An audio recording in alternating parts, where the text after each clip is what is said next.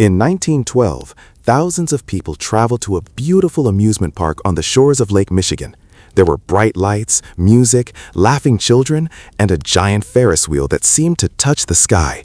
Families believed the park would entertain generations to come. But only a few decades later, the laughter disappeared, the rides stopped forever, and nature slowly reclaimed everything. Today, almost nothing remains. Yet the forgotten ruins left behind teach a lesson that many people still struggle to understand. Life is uncertain, and the moments we postpone enjoying may never return. In the summer of 1912, Chicago was one of the fastest-growing cities in America. Industry was booming, immigrants arrived from around the world, and thousands of families sought opportunities in the expanding metropolis.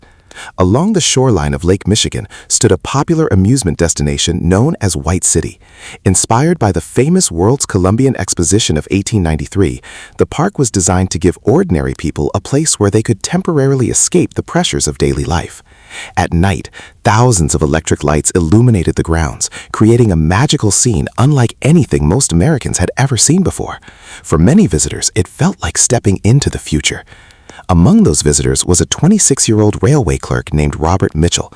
Robert worked long hours managing schedules and freight records for one of Chicago's growing railroad companies. He was responsible, organized, and ambitious. But he had one habit that quietly controlled his life. He constantly delayed happiness. Whenever friends invited him somewhere, he replied with the same answer, "Maybe next year." When relatives suggested vacations, he said, "After I save a little more money." When coworkers encouraged him to enjoy life, he smiled and answered, "There will be plenty of time later." Robert believed happiness was something best enjoyed after success had been fully secured. The future always seemed more important than the present. One evening, his younger brother Daniel invited him to visit White City. "You work too much," Daniel laughed. "Come enjoy the park." Robert shook his head. "I'll go someday." Daniel smiled. "You always say someday." But Robert stayed home. Weeks became months. Months became years. And every season, White City continued attracting enormous crowds. Children rode roller coasters, couples strolled beneath glowing lights, families created memories that would last a lifetime. Meanwhile, Robert remained focused entirely on work. By 1915, America continued changing rapidly. New technologies appeared everywhere. Automobiles became more common. Cities expanded. Businesses grew. Robert advanced in his career and earned more money than ever before. Yet despite achieving many goals, he felt strangely unsatisfied. The future he had spent years preparing for never seemed to arrive. Each achievement simply created another goal, another plan, another reason to postpone enjoyment. Then came 1917. America entered the First World War. Life changed almost overnight. Young men left for military service. Families faced uncertainty. Communities transformed. For the first time, Robert realized how fragile life could be. Friends he expected to see for decades suddenly disappeared from his daily routine. Some never returned. The war ended, but the lesson remained. Nothing was guaranteed. Still, Robert struggled to change. He continued telling himself that happiness took wait. Years passed. In the 1920s, White City remained a beloved destination. The park represented joy, excitement, and escape from ordinary life. Millions visited. But like many things that seem permanent, its future was far less secure than people imagined. Economic difficulties, changing entertainment trends, and growing competition slowly reduced attendance. Maintenance became harder. Profits declined. The once crowded pathways grew quieter. By the early 1930s, the Great Depression struck America. Businesses failed. Jobs disappeared. Families struggled to survive. Amusement parks across the country faced enormous challenges. White City was no exception. The park that had once symbolized endless happiness began falling into decline. Robert watched these changes with growing unease. One afternoon, nearly 20 years after his brother first invited him, he finally decided to visit. As he walked through the gates, he felt something unexpected. Sadness. Many attractions were already closed. Paint peeled from buildings. Several rides stood silent. The energy that had once defined the park was fading.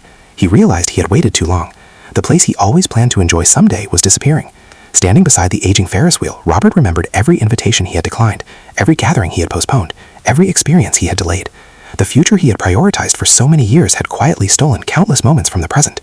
A few years later, White City closed permanently. The lights went dark. The music stopped. The crowds vanished. Nature slowly reclaimed the grounds. What had once been a symbol of joy became one of America's forgotten places. Today, photographs are among the few reminders that it ever existed. For Robert, the closure carried a deeper meaning. The abandoned park became a personal lesson. Life was not meant to be postponed indefinitely. Preparation matters, responsibility matters, planning matters, but moments matter too, because the future is never guaranteed. The people we love may not always be there. The places we want to visit may not always exist. The opportunities we expect tomorrow may quietly disappear today. As he grew older, Robert changed the way he lived. He still worked hard, he still planned wisely, but he stopped sacrificing every present moment for a future that might never arrive. He traveled more, spent time with family, accepted invitations, watched sunsets, created memories. And whenever someone asked why he had changed, he shared the lesson he learned from a forgotten amusement park beside Lake Michigan. Someday, he would say, is the most dangerous word in the world. Today, abandoned places across America continue telling similar stories. Empty theaters, silent amusement parks, forgotten buildings. Each remind us that nothing lasts forever. And perhaps that is their greatest lesson. Life is uncertain. The future deserves preparation, but the present deserves appreciation. Because while we are busy planning tomorrow, today's beautiful moments may quietly become yesterday's memories. And once they are gone, no amount of planning can bring them back.